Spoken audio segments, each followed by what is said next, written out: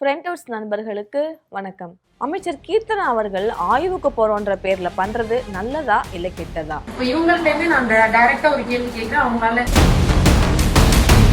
அதே மாதிரி விஎஸ் பாபு அவர்களை அமைச்சர் ஆனந்த் ஆற தழுவுனது ஏன்? விசிக தலைவர் நிலைப்பாடு என்ன? இன்னுமே அவர் மாத்தி தான் பேசிட்டு இருக்காரு. ஸோ இதை பத்திலாம் நம்ம நிகழ்ச்சியில விவாதிக்கலாம். வாங்க. வணக்கம் சார். வணக்கம். தொழில்துறை அமைச்சர் கீர்த்தனா அவர்கள் இப்போ ரீசெண்டாக பள்ளிக்கு வந்து ஆய்வு போயிருக்காங்க. கடைசி பெஞ்ச் ஸ்டூடெண்ட்டை நிற்க வச்சு கேள்வி கேட்டுட்டாங்க. ஒரு குழந்தைய இந்த மாதிரி கூனி குறுக்கி நிற்க வச்சுட்டாங்கன்ற மாதிரி நிறைய அவதூறு அவங்க மேலே வருதே சார். ஆக்சுவலாக அமைச்சர் கீர்த்தனா அவர்கள் செய்தது வந்து ரொம்ப ரொம்ப பெரிய தப்பு அப்படின்னு ஓப்பனாகவே சொல்லிடலாம். ஏன் அப்படின்னா இவங்க அவங்க படித்த ஸ்கூலில் வந்து போயிருக்காங்க. அவங்க தொகுதிக்கு உட்பட்ட அந்த ஸ்கூலில் போயிட்டு ஆய்வு நடத்தியிருக்கிறாங்க. ஆய்வு நடத்துறதுல எந்த பிரச்சனையும் கிடையாது. ஏன்னா ஒரு அமைச்சராக இருக்கிறவங்க அந்த தொகுதிக்கு உட்பட்ட ஸ்கூலில் ஆய்வுகள் நடத்த வேணலாம் சொல்ல. இவங்க தொழில்துறை அமைச்சராச்சே, எப்படி ஸ்கூலில் போயிட்டு ஆய்வு நடத்தலாம், இவங்கன்னா பள்ளி கல்வித்துறை அமைச்சரா அப்படின்றதெல்லாம் விவாதங்கள் வைக்கிறாங்க. அப்படிலாம் கிடையாது. ஒரு அமைச்சராக இருக்கும்பொழுது அந்த தொகுதிக்கு உட்பட்ட அந்த ஸ்கூல் இருக்குன்னா அவங்க போய்ட்டு என்ன பண்ணலாம், ஆய்வு நடத்தலாம். அது பிரச்சனை கிடையாது. ஆனால் ஆய்வு நடத்துன்ற பேரில் நீங்கள் என்ன பண்ணுறீங்க, ரீல்ஸ் எடுக்கிறீங்க.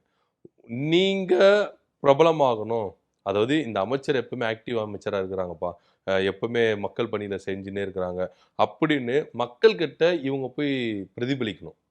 ஸோ இதுக்காக நீங்கள் ரீல்ஸ் எடுக்கிறீங்க. ஆனால் நீங்கள் ரீல்ஸ் எடுக்கிறதுனால அவங்க அங்கே மற்றவங்க எதிர்த்தரப்பில் இருக்கிறவங்க எந்த அளவுக்கு வேதனைப்படுறாங்க, காயப்படுறாங்க, சிறுமப்படுறாங்க அப்படின்றத நீங்க யோசிச்சு பார்த்துருக்கீங்களா? ஆய்வுக்கு போகும்போது கேமரா இல்லாம போகணும் அப்படின்றீங்க. கேமரா இல்லாம போங்க, கேமராவோட போங்க, அது உங்க தனிப்பட்ட விஷயம். ஆனா நீங்க அந்த ஸ்கூல்ல நீங்க ஆய்வு நடத்தும் பொழுது ஒரு பெண் குழந்தைய வந்து சின்ன பொண்ணு அந்த சிறுமி கிட்ட போயிட்டு இங்கிலீஷ் தெரியாது, உங்க அப்பா என்ன தொழில் செய்யறாரு அப்படின்னு கேட்க வேண்டிய கேள்விக்கான அவசியம் என்ன? இப்ப நீங்க ஒரு சப்ஜெக்ட் எடுத்து பேசுங்க, இல்ல ஜெனரல் நாலேஜை பத்தி பேசுங்க. யாருங்க என்ன கேட்க போறா? உங்க அப்பா என்ன தொழில் செய்ய போறாருன்னு தெரிஞ்சுக்கிட்டு நீங்க என்ன பண்ண போறீங்க? இப்போ நம்ம கவர்மெண்ட் ஸ்கூல்ல வறுமை கோட்டு கீழே இருக்கிறவங்க தான் அந்த கவர்மெண்ட் ஸ்கூல்லே படிப்பாங்க. இப்போ பெரிய பெரிய பணக்காரங்களா கவர்மெண்ட் ஸ்கூல்ல படிக்கிறாங்களா? தொழில்துறை அமைச்சர் தான் தொழில் பத்தி கேட்டிருக்காங்க போல. இல்ல சொல்றேன், பெரிய பெரிய பணக்காரங்க, கோடீஸ்வரங்க, வசதி வாய்ப்பு படித்தவங்க கவர்மெண்ட் ஸ்கூல்ல படிக்கிறாங்களா? கிடையவே கிடையாது. வறுமை கோட்டு கீழே இருக்கிறவங்க மட்டும்தான் அந்த ஸ்கூல்ல வந்து என்ன பண்ணுவாங்க, படிக்கிறாங்க. ஸோ இதெல்லாம் தெரிஞ்சுக்கிட்டு அவங்க அப்பா என்ன பிஸ்னஸ் செய்கிறாரு, என்ன வேலை செய்கிறாரு தெரிஞ்சுக்கிட்டு ஒரு தொழில்துறை அமைச்சர் என்ன செய்ய போறீங்க அப்படின்ற கேள்வி இருக்குல்ல.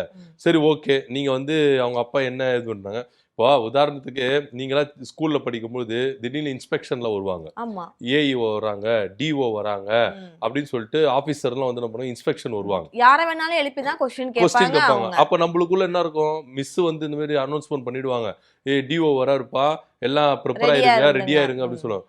நம்மளுக்குள்ள ஒரு பயம் இருக்கும், ஐயோ நம்மளை பார்த்து கேள்வி கேட்டுற போறாரோ அப்படின்ற ஒரு அச்சம், ஒரு பயம் நமக்குள்ள இருக்கும்.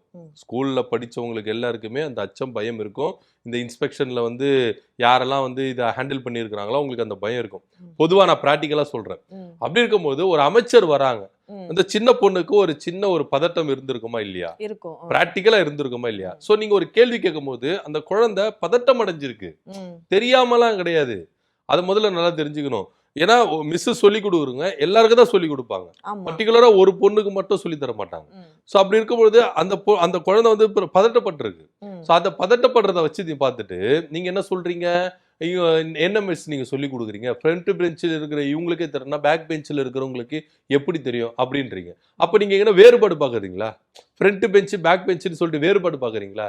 ஏங்க அந்த ரோலை வந்து இடம் பத்தாததுனால பேக்ல பெஞ்சு போட்டிருக்காங்க, எல்லா பசங்களும் அந்த உட்காருப்பாங்க. அப்போ நீங்க என்ன சொல்ல வரீங்க, பேக் பெஞ்சில் வந்து படிக்காதவங்க ஃப்ரண்ட் பெஞ்சில் இருக்கிறதா படிக்கிறவங்க அப்படின்னு சொல்ல வராங்களா அமைச்சர்? இல்ல, பொதுவா லாஸ்ட் பெஞ்ச் ஸ்டூடெண்ட்ஸ் வந்து கிளாஸுக்கு அடங்க மாட்டாங்க அப்படின்ற மாதிரி தானே ஒரு இது மித்து மாதிரி பரவி இருக்கு. அந்த விஷயம் பரவிட்டு இருக்குங்க, இல்லைன்னா சொல்லல. ஆனா ஒரு அமைச்சரா இருக்கும்போது நீங்க ஏதோ நீங்க வேறுபடுத்தி காட்டுறீங்க அப்படின்ற கேள்வி இருக்குல்ல.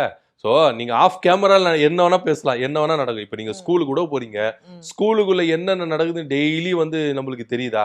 இப்போ உங்க பையனை ஸ்கூலுக்கு அனுப்புவீங்க, உங்க பையன் ஸ்கூல்ல என்ன நடக்குதுன்னு சொல்லிட்டு உங்களுக்கு அப்டேட் தராங்களா? எதுவுமே தர மாட்டாங்க. ஸோ அப்போ ஆஃப் கேமரால நடக்கிறது வேற, ஆனா நீங்க ஆன் கேமரால என்ன பண்றீங்க, அந்த ஒரு விவகாரம் இருக்குல்ல. ஸோ அந்த பெண் குழந்தைய வந்து நீங்க எந்த அளவுக்கு தரம் தாழ்த்துறீங்க அப்படின்ற ஒரு விஷயம் இருக்குல்ல, அசிங்கப்படுத்துறீங்க, கேவலப்படுத்துறீங்க. நீங்க நல்லா இருக்கணும்ன்றதுக்காக, நீங்க பிரபலமாகணுன்றதுக்காக, உங்க இன்ஸ்டா ஸ்டோரியில வியூஸ் அதிகமாகணும், வியூவர்ஸ் அதிகமாகணும், சப்ஸ்கிரிப்ஷன் அதிகமாகணுன்றதுக்காக யாரு கேவலப்பட்டாலும் அசிங்கப்படுத்தாலும் எனக்கு அதை பத்தி கவலை கிடையாது. நான் ரீல்ஸ் எடுத்து போடுவேன் அப்படின்ற ஒரு மனநிலைமையில இருக்கீங்களா? இது என்ன மனநிலைமை அப்படின்னு தெரியல. உங்க வீட்டு குழந்தைங்களை நீங்க இது மாதிரி வந்து இது பேசுவீங்களா, அசிங்கப்படுத்துவீங்களா, கேவலப்படுத்துவீங்களா அப்படின்ற கேள்வி இருக்குல்ல. சோ இதெல்லாம் பண்ணிட்டு இன்னைக்கு ஒரு ட்வீட் போடுறாங்க. என்ன போடுறாங்க? நானே அந்த ஸ்கூல்ல படிச்சவதான், நானே கவர்மெண்ட் ஸ்கூல்ல படிச்சுதான் இந்த நிலைமைக்கு இருக்கிறேன், என்ன விமர்சிக்கிறவங்களுக்கு இதுதான் பதில் அப்படின்றீங்களா? இது எந்த விதத்துல நியாயம்? நீங்க ஒரு விஷயம் செய்றீங்க, அது தவறா புரிந்து கொள்ளப்படுது அப்படின்னும் போது ஒரு பொறுப்புள்ள அமைச்சர் என்ன பண்ணுவாங்க? விளக்கம் கொடுப்பாங்க. ஏங்க, நான் ஒரு விஷயம் பண்ணேன், இது தவறா புரிந்து கொள்ளப்பட்டது, சோ இது யார் மனசுனா புண்படுத்துனா மன்னிச்சுக்கோங்க அப்படின்னு சொல்லி விளக்கம் கொடுப்பாங்க. இல்ல நீங்க பண்ண விஷயத்துக்கு செயலுக்கு விளக்கம் கொடுப்பாங்க. நீங்க எதுவுமே பண்ணாம இதுக்கு ரெஃபரன்ஸ் இது அப்படின்னு சொல்லிட்டு போனீங்கன்னா இது எந்த விதத்துல நியாயமா இருக்குது? இது இவங்க இதுக்கு மட்டும் பண்ணல, இதுக்கு முன்னாடி பதவியேற்ற பிறகு மாற்றுத்திறனாளிகளை ஊனமுற்றோர்னு சொல்லிட்டாங்க. அது பயங்கரமா எதிர்வினை ஆற்ற உடனே என்ன சொல்றாங்க? எங்க வீட்டிலேயே ஊனமுற்றோர்கள் இருக்காங்க, மாற்றுத்திறனாளிகள் இருக்கிறாங்க, எங்க வீட்டிலேயே மாற்றுத்திறனாளிகள் இருக்கிறாங்க அப்படின்னு ஒரு விஷயத்த சொல்றீங்க. இன்னைக்கு கவர்மெண்ட் ஸ்கூல்ல போயிட்டு அந்த குழந்தைய வந்து நீங்க அசிங்கப்படுத்தீங்க, கேவலப்படுத்தீங்க, விமர்சனம் வந்தோடனே நானே கவர்மெண்ட் ஸ்கூல்ல படிச்சேன் அப்படின்னு சொல்றீங்க. நீங்க அப்ப என்ன சொல்ல வரீங்க? நீங்க எதனா ஒரு தப்பு செஞ்சிட்டீங்கன்னா அந்த தப்பை மறைக்கிறதுக்கு இது ஒரு மாற்று அப்படின்னு ஒருவேளை சொல்றீங்களா? நான் கவர்மெண்ட் ஸ்கூல்ல படிச்சா இந்த நிலைமைக்கு நான் வந்திருக்கேன், சோ என்ன இன்ஸ்பயரா எடுத்துக்கோங்க அப்படின்னு கூட அவங்க சொல்ல வரலாம். ரொம்ப நல்ல விஷயம். யாரு வேண்டாம்னு சொன்னா? அப்படி நீங்க பண்ணணும்னா அந்த ஸ்கூலுக்கு பெருமை சேர்க்கிற அளவுக்கு உங்களுடைய ஆய்வு இருந்திருக்கணுமா இல்லையா? இப்போ நீங்க ஒரு அரசாங்கத்துடைய மினிஸ்டர், இவங்களே கவர்மெண்ட் ஸ்கூல்ல வந்து இங்கிலீஷ் இப்படி சொல்லி கொடுக்குறாங்கன்னு சொல்லிட்டு நீங்க பொது வெளியில போடுறீங்களே, வெளியில இருக்கிற நாளைக்கு எப்படி அந்த ஸ்கூல்ல வந்து சேர்ப்பான் குழந்தைங்கள? அப்போ அந்த ஸ்கூலோட தரத்தை நீங்க கெடுக்குறீங்க தானே. நீங்க அந்த ஸ்கூல்ல படிச்சீங்க, நான் இந்த ஸ்கூல்ல படிச்சேன், கஷ்டப்பட்டேன், கவலைப்பட்ட, வேதனைப்பட்ட, துன்பப்பட்ட, துயரப்பட்ட, எல்லாமே பட்டீங்க, இன்னைக்கு அமைச்சரா இருக்கீங்க அப்படின்னும் பொழுது அந்த ஸ்கூல் பெருமையை பத்தி தான் நீங்க பேசணும். நீங்க அந்த ஸ்கூலுக்கு என்ன மிஸ் நீங்க சொல்லி கொடுக்குறீங்க? இங்கிலீஷ் சொல்லி கொடுக்குறீங்க, ஃப்ரண்ட் பெஞ்சில் இருக்கிறவங்களே தெரியல, பேக் பெஞ்சில் இருக்கிறவங்களுக்கு என்ன தெரியும்னு சொல்லிட்டு அந்த ஸ்கூலுடைய கல்வி திறமையை வந்து நீங்க என்ன பண்றீங்க? கொச்சப்படுத்துற மாதிரி தானே இருக்கு. அப்ப எப்படி கவர்மெண்ட் ஸ்கூல்ல 4 பேர் சேர்ப்பான்? சோ இந்த விவகாரம் இருக்குல்ல, நீங்க சொல்றத வச்சு பார்த்தால பெருமை செய்யணும், பெருமை சேருங்க, அதுல எந்த வித மாற்று கருத்து இல்ல. ஆய்வு செய்யறது கூட ஏன் இந்த அளவுக்கு? அப்ப அந்த குழந்தையோட தன்னம்பிக்கை என்ன ஆகும்? அப்படி அந்த தன்னம்பிக்கையோட கேள்வி இருக்குல்ல, எதிர்காலோட கேள்வி இருக்குல்ல. ஸோ இவ்வளோ விவகாரம்லாம் பண்ணிட்டு அதுக்கு ஒரு விளக்கம் கொடுக்காம இதுக்கு மாற்று இது அப்படின்னு கொடுக்குறீங்களே, இது எந்த விதத்தில் ஏற்றுக்கொள்ள வேண்டிய விஷயமா தான் இருக்குது நம்மளுக்கு தெரியும். ஸோ தொடர்ச்சியாக அமைச்சர் கீர்த்தனா அவர்கள் சர்ச்சையில் இது போல சர்ச்சைகளை சிக்கிறது இது வந்து புதுசு கிடையாது. இதுக்கு முன்னாடி நிறைய விஷயங்கள் நடந்திருக்குது. ஸோ அமைச்சர் கீர்த்தனா அவர்கள் இனி வரும் நாட்களாவது இந்த ரீல்ஸ் மோகத்திலிருந்து வெளியே வந்து ரியலாக வந்து நீங்கள் இருக்க கற்றுக்கங்க அப்படின்றது தான் நம்ம வந்து என்ன பண்ணுறோம், இங்கே கோரிக்கையாக முன்வைக்கிற வேண்டிய விஷயம் நம்ம பார்க்குறோம். இது அப்படியே நம்ம கம்பேர் பண்ணணும்னா சட்டசபையில வந்து பண்ணலாம். அங்கேயும் ஃப்ரண்ட் பெஞ்ச், பேக் பெஞ்ச் அப்படிலாம் இருப்பாங்கல்ல. ஸோ அந்த பேக் பெஞ்ச்ல இருக்கிறவங்களுக்கும் இது மாதிரி அறிவு இல்லை அப்படின்ற மாதிரி இவங்க நினைச்சிட்டு இருப்பாங்களா அப்படின்றதும் இதுல தெரியுது. மேபி நீங்க சொல்றத வச்சு பார்த்தா அப்படி விட கால்குலேஷன் பண்றதுக்கு வாய்ப்புகள் இருக்குது. ஏன்னா இப்ப நீங்க ஸ்கூல்ல நீங்க எந்த இதுல இருக்கிறீங்களோ அதே தானே இப்ப இங்க இருக்கீங்க. ஃப்ரண்ட்ல இருக்கிறாங்க அமைச்சர்கள்லாம், பின்னாடி எம்எல்ஏக்கள் இருக்காங்களா, அப்ப நீங்க போய் அங்க இது பண்ண முடியுமா? ஸ்கூல்ல நடந்து அவங்க கிட்ட போய் கேட்க முடியுமா? சோ பல விவகாரங்கள் இருக்கு. இது நீங்க எப்படி வேணாலும் முடிச்சு போட்டு இதை நீங்க வந்து கால்குலேஷன் பண்ணி எடுத்துக்கலாம்னு வச்சுக்கோங்களேன். சோ அமைச்சர் கீர்த்தனா அவர்கள் செய்தது இப்போ வந்து பேசும் பொருளா இருக்கு. இதுக்கு ஒரு விளக்கம் கொடுங்க, தரமான ஒரு விளக்கம் கொடுங்க, நியாயமான ஒரு விளக்கம் கொடுங்க. இல்லையா அப்பாலஜி கேளுங்க. சோ அது முடிஞ்சிருச்சு, சார்ட் அவுட் பண்ணிடலாம். அதை விட்டுட்டு இதுக்கு மாற்றுனா அப்ப என்ன இவங்க மனநிலைமையில இருக்கிறாங்க அப்படின்றது நம்மளுக்கு தெரியல. நாளை பின்ன அந்த பொண்ணு வளர்ந்து எங்கேயாவது இன்டர்வியூ போனா கூட அன்னைக்கு இங்கிலீஷ் தெரியாம நின்ன பொண்ணு நீதானா அப்படின்ற மாதிரியும் கேட்கறதுக்கான வாய்ப்புகள் இருக்கு. சோ ஆய்வுன்ற பேர்ல அராஜகம் அட்டூழியம் பண்ணாதீங்க அப்படின்னு தான் ஃபைனலா வந்து சொல்ல வேண்டியதா இருக்குது. இன்னொரு பக்கம் பாத்தீங்கன்னா விசிக தலைவர் திருமாவளவன் அவர்கள் அவங்க வந்து மாத்தி பேசிட்டு இருக்காங்க. திமுகவோட தோழமையில தான் இருக்கோன்றாங்க, டிவிகே கூட்டணிக்கு கூட்டா நாங்க போவோன்றாங்க, இங்க வந்து நாங்க இன்னுமே வந்து அந்த நட்போட தான் இருக்கோன்றாங்க. இந்த பக்கம் வந்து இல்ல நாங்க வந்து வெளியில இருந்து தான் ஆதரவு கொடுக்குறோம், ஒருவேளை உள்ள கூப்பிட்டாங்கன்னா நாங்க போவோம், அமைச்சரவையில பங்கெடுத்திருக்கிறோம் நாங்க போவோன்றாங்க. ஸோ இவங்க தோழமையில இருக்கிறாங்களா, கூட்டணிக்கு இங்க போவாங்களா, எப்ப கிளண்டுப்பாங்க, எப்ப ஜாயின் பண்ணுவாங்கன்னே தெரியல, மாத்தி பேசிட்டு இருக்காங்க. ஆக்சுவலா இந்த மாத்தி பேசுறதை விட இது ஒரு முக்கோண காதல் அப்படின்ற மாதிரி சொல்லலாம். டிவிகே விசிகா, டிவிகே பாமக அப்படின்ற ரேஞ்சுக்கு ஒரு முக்கோண காதலா இருக்குதா அப்படின்ற ஒரு கேள்வி நமக்கு இருக்குது. ஏன்னா விசிகாவுக்கும் தாவேக்காவுக்கும் ஒரு அண்டர்ல பயங்கரமான ஒரு சண்டை போயிட்டு இருக்கு. திரைமறைவுல பயங்கரமான ஒரு சண்டை போயிட்டு இருக்கு. இதுல விசிகா பல நிர்பந்தனைகள் வந்து தாவேக்காவுக்கு வைக்கிறதாகவும், தாவேக்கா கொஞ்சம் விட்டு கொடுக்காம அப்படியே போறதாக பல விஷயங்கள்லாம் கேள்விப்படுறோம்னு வச்சுங்களேன். நேற்று தினத்துல அமைச்சர் புசியானந்த் அவர்களை பாமக தலைவர் அன்புமணி அவர்கள் சில கோரிக்கைகளோட சந்திக்க வரார். இவர் அமைச்சர், இவர் ஒரு கட்சியோட தலைவர். என்ன பண்றாங்க, கோரிக்கை கொடுக்கறதுக்கு வராங்க. அப்படின்ற பட்சத்துல அமைச்சர் புசியானந்த் அவர்கள் என்ன செய்யறாரு அப்படின்னா, தன்னுடைய அறையிலிருந்து வெளியே வரைக்கும் வந்து என்ன பண்றாரு, வழியே வந்து என்ன பண்றாரு, கூட்டிட்டு போறாரு. கவனிப்பு அந்த அளவுக்கு கவனிப்பா இருக்குது அன்புமணி அவர்களுக்கு. உள்ள போறாங்க, போயிட்டு அமைச்சரவை அவங்க அந்த ஹாலில் வந்து உட்காடுறாங்க அவர் ரூம்ல. ஆனா அமைச்சர் புசியானந்த் அவர்கள் அவருடைய சேர்ல உட்காரவே இல்லை. புசியானந்த் வந்து என்ன பண்றாருன்னா, அன்புமணி அவர்கள் பக்கத்துல ஒரு சேரை போட்டு உட்கார்றாரு. ஒரு கட்சியின் தலைவர், சீனியர் அந்த நிலைமையில கூட இவங்க ட்ரீட் பண்ணிருக்கலாம்ல. அது ட்ரீட் பண்ணலாம், ட்ரீட் பண்ணவானலாம் சொல்லல. பட் அதுக்குன்னு இந்த அளவுக்கு இறங்கி போய் ட்ரீட் பண்ணணும்னு அவசியம் இல்லை. அப்ப நீங்க எல்லா கட்சி தலைவருக்கு அது மாதிரி மரியாதை கொடுத்துறீங்களா? அப்ப எல்லா கட்சி தலைவர்கள் அது மாதிரி நீங்க மதிக்கிறீங்களா? எல்லா கட்சி சீனியர்களை நீங்க வந்து அது மாதிரி ஹேண்டில் பண்றீங்களா? கிடையவே கிடையாதுல்ல. இப்போ அதிமுக இருந்து பல சீனியர்கள் போனாங்க, எத்தனை பேரை நீங்க அந்த அளவுக்கு ஹேண்டில் பண்ணீங்க? கேள்வி இருக்குல்ல. அப்போ நீங்க ஏன் பர்டிகுலரா அன்புமணி அவர்களுக்கு மட்டும் ஏன் இந்த கவனிப்பு, ஏன் இவ்வளவு அரவணைப்பு அப்படின்னு இருக்குன்னா, இப்போ வந்து பாத்தீங்கன்னா அன்புமணி அவர்கள் சொல்றாரு, என்ன சொல்றாரு, உள்ள யார் யார் இருந்தாங்க, அமைச்சர் புசியானந்த் இருந்தாரு, அதே போல வந்து பாத்தீங்கன்னா ஆதவர்ஜனா இருந்தாரு, ஜான் ஆரோக்கியசாமி இருந்தாருன்றாரு.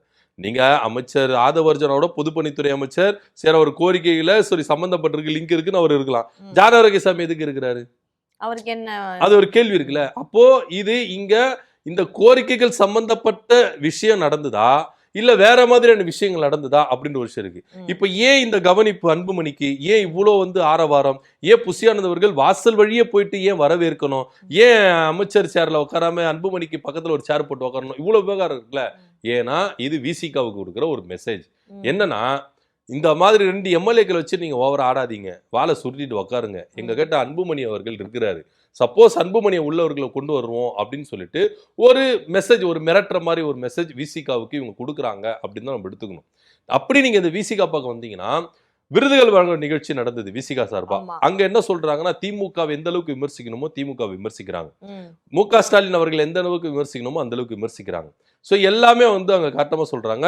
இது மாத்திரம் இல்லாம ஒரு வார்த்தை சொல்றாரு விசிகா தலைவர்.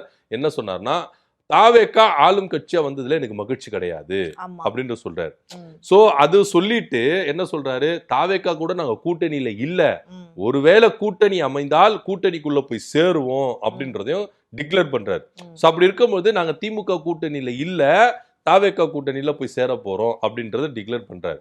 இன்னைக்கு என்ன சொல்றாரு, நாங்க திமுக கூட நட்பா இருக்கிறோம் அப்படின்றாரு. அப்போ தாவேக்காவுக்கு விசிகா ஒரு மெசேஜ் கொடுத்தது, அவங்க ஆளுங்கட்சியா வந்தது எங்களுக்கு வந்து மகிழ்ச்சி கிடையாது அப்படின்னு சொல்லிட்டு ஒரு மெசேஜ் கொடுத்தது. அதை முறியடிக்கிற விதத்துல தாவேக்கா வந்து என்னாச்சுன்னா பாமகவுக்கு நல்ல கவனிப்பு கொடுத்தாங்க, நல்ல அரவணைப்பு கொடுத்தாங்க. சோ இது தாவேக்கா விசிகாவுக்கு கொடுக்குற மெசேஜ். இன்னைக்கு என்ன சொல்றாரு திருமாவளவர்கள், நாங்க திமுகவோட நட்பா இருக்கிறோம் அப்படின்னு. சோ ஏன்னா பாமக இருக்கிற இடத்துல விசிகா இருக்காது. ஏன்னா பாமக பாஜக இருக்கிற இடத்துல ஒருபோதும் நாங்க வந்து பயணிக்க மாட்டோம் அப்படின்ற ஒரு கொள்கையில ரொம்ப உறுதியா இருக்கிறவர் திருமாவளவர்கள்.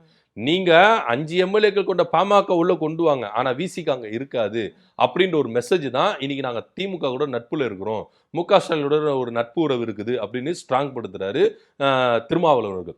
ஸோ இது எல்லாமே கனெக்டிவிட்டி வச்சு பார்த்தீங்கன்னா இது ஒரு வகையான அரசியல் அப்படின்றது ரொம்ப வெட்ட வெளிச்சமா தெரியுது.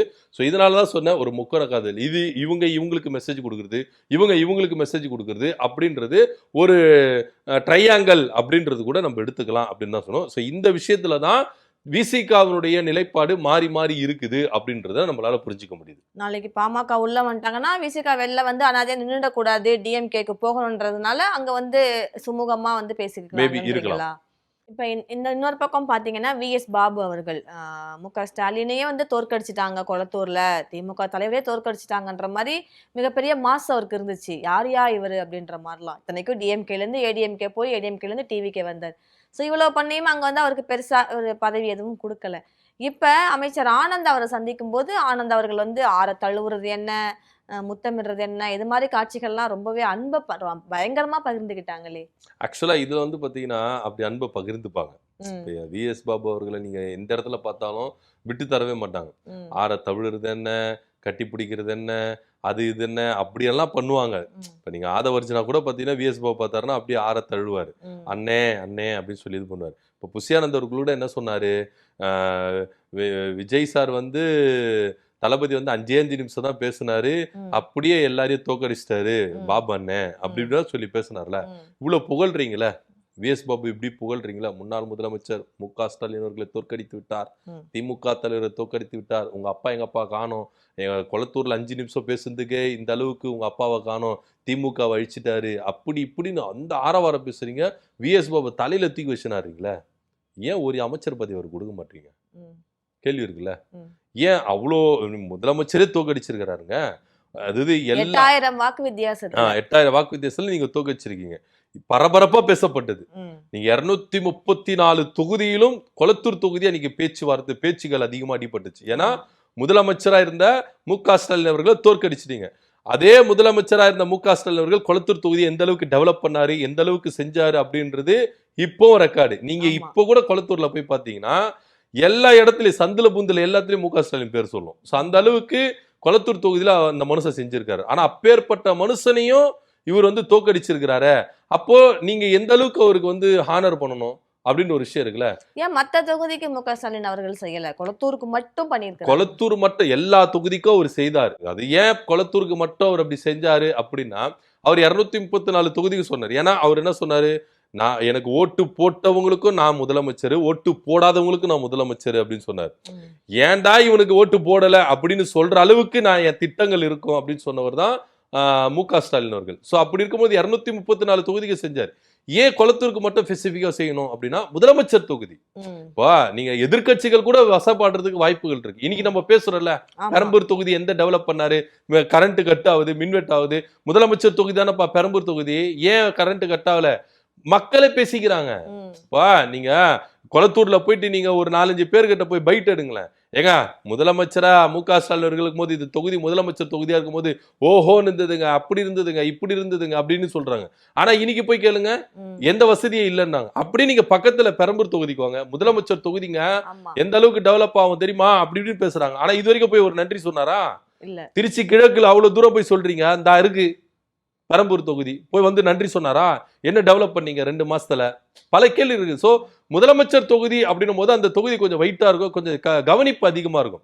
நீங்க மத்த தொகுதிக்கு கவனிக்கிறத விட இந்த தொகுதிக்கு கொஞ்சம் எக்ஸ்ட்ரா பாசம் கவனிப்பு அப்படின்றது இருக்கும். சோ அந்த விதத்துலதான் அவர் கொளத்தூர் தொகுதிக்கு செஞ்சார கண்டி, மத்தபடி இதுல வேற்றுப்பாடுகள் பாக்குறதுக்கெல்லாம் வழி இல்லை. சோ அப்படிப்பட்ட ஒரு மனுஷனை நீங்க தோக்கடிச்சுட்டு அந்த அளவுக்கு வந்து உங்களுக்கு வந்து வெற்றி வகை சூடி அந்த அளவுக்கு உங்களுக்கு வந்து கௌரவம் சேர்த்திருக்கிறாரு. ஏன் விஎஸ் பாபுக்கு ஒரு நீங்க எம்எல்ஏ அமைச்சர் பதவி கொடுக்கல அப்படின்ற கேள்வி இருக்குல்ல. நீங்க முன்னாள் அமைச்சரை தோக்கடிச்சிட்டாரு மதுரையில, அவருக்கு அமைச்சர் பதவி கொடுங்க. இந்த அமைச்சரை தோக்கடிச்சிட்டாரு, இவருக்கு ஒரு அமைச்சர் பதவி கொடுங்க. இப்ப திமுகவில் இந்த 2ஆம் கட்ட தலைவராக இருந்தார், இவரை தோக்கடிச்சார், இவருக்கு அமைச்சர் பதவி சொல்லிட்டு அவங்களுக்கெல்லாம் அமைச்சர் பதவி கொடுக்குறீங்களா? ஒரு முதலமைச்சரே தோக்கடிச்ச தொகுதியில இருந்த மனுஷனுக்கு ஏன் நீங்க வந்து அமைச்சர் பதவி கொடுக்கல அப்படின்னு கேள்வி சாதாரணமா கேள்வி கேட்பாங்களா? எல்லாருக்கும் கேள்வி வராங்க. ஏங்க நீங்க அமைச்சர் பதவி விட்டுருங்க, ஒரு வாரிய தலைவர் பதவினா கொடுத்தீங்களா அவருக்கு? ஒரு ஆணைய தலைவர் பதவி எதுவும் தரல, கொடுக்கலையா? வாரிய தலைவர் பதவி கொடுக்கல, ஆணைய தலைவர் பதவி கொடுக்கல, ஒரு டம்மியா எம்எல்ஏ மாதிரி தான் உட்கார வச்சிருக்கீங்க. அப்போ முதலமைச்சரை தோக்கடிச்சதுக்கு என்ன பிரயோஜனம்னு சொல்லிட்டு கூட இருக்கிற ஆதரவாளர்களே கேள்வி கேட்கறாங்க. அவர் ஜெயிச்சுட்டு வராரு, அனௌன்ஸ்மெண்ட் வந்துட்டே இருக்கும்போது கூட இருக்கிற ஆதரவாளர்கள் என்ன சொன்னாங்கன்னா, அண்ணே நீ அமைச்சர்னே பாத்துக்கலானே, எல்லாத்தையும் ரெடி பண்றானே அப்படி இப்படின்னு சொல்லிட்டு ரொம்ப ஆரவாரத்துல இருந்தாங்க. எல்லாருக்கும் இது தோணும். ஏன்னா ஒரு முதலமைச்சரை தோக்கடிச்சிருக்கோம் அப்படின்னும் போது நமக்கு எந்த அளவுக்கு பதவி கொடுப்பாங்க அப்படின்னு ஒவ்வொரு மனசுலயும் தோணி இருக்கலாம். அப்படி இருக்கும்போது அந்த மனுஷனுக்கு நீங்க வந்து அமைச்சர் பதவி கொடுக்காம முதல்ல அமைச்சர் பதவி கொடுக்கல, சரி 2வது பட்டியலில் வரும்னு பார்த்தா அங்கேயும் கிடையாது, எதுலையுமே இப்ப கிடையாது. அட்லீஸ்ட் வாரிய பதவியெல்லாம் கொடுத்துருக்கலாம், வாரிய பதவியை கொடுக்கல, ஆணைய தலைவர் பதவி எதுவுமே கொடுக்காம டம்மியா உட்கார வச்சிருக்கீங்களே ஏன்? ஆனா நீங்க இதெல்லாம் வெளியில பார்க்கும்போது அண்ணன் இப்படி பண்றாரு, அண்ணன் அப்படி பண்றாரு, கட்டி பிடிக்கிறது என்ன, தழுவுறது என்ன, அப்படி புகழ்றது என்ன, இப்படி புகழ்றது என்ன, இதெல்லாம் இது வெளி நாடகமா அப்படின்னு கேள்வி இருக்குல்ல. சோ இததான் நம்ம சொல்றோம், தாவேக்கா இரட்டை வேடம் போடுகிறது, இதுவும் ஒரு வகையில நம்ம இரட்டை வேடம் போடுகிறது அப்படின்னு நம்ம எடுத்துக்கலாம். விஎஸ் பாபு அவர்களை பார்த்தா நீங்க புகழ்றது என்ன, அவரை வந்து போற்றுறது என்ன, எல்லா அது என்ன என்ன என்ன என்ன அப்படின்ற மாதிரி போட்டு இருக்கீங்க. ஆனா அவருக்கு ஒரு அமைச்சர் பதவி கொடுக்க மாட்டீங்க. இது எந்த விதத்துல நியாயம் அப்படின்றத நம்ம கேள்வி கேட்கிறோம். ஸோ நம்ம வெயிட் பண்ணி பார்க்கலாம். இதுக்கப்புறம் இவ்வளோ தலையில தூக்கி வச்சு கொண்டாடுறாங்கல்ல, இவருக்கு ஏதாவது ஒரு முக்கியமான பதவி கொடுக்குறாங்களா இல்லையான்றதை நம்ம பொறுத்திருந்து பார்க்கலாம். இதே மாதிரி அரசியலில் நடக்கக்கூடிய அதிரடி நிகழ்வுகளை நம்ம நிகழ்ச்சியில அலசி ஆராயலாம். நன்றி, வணக்கம்.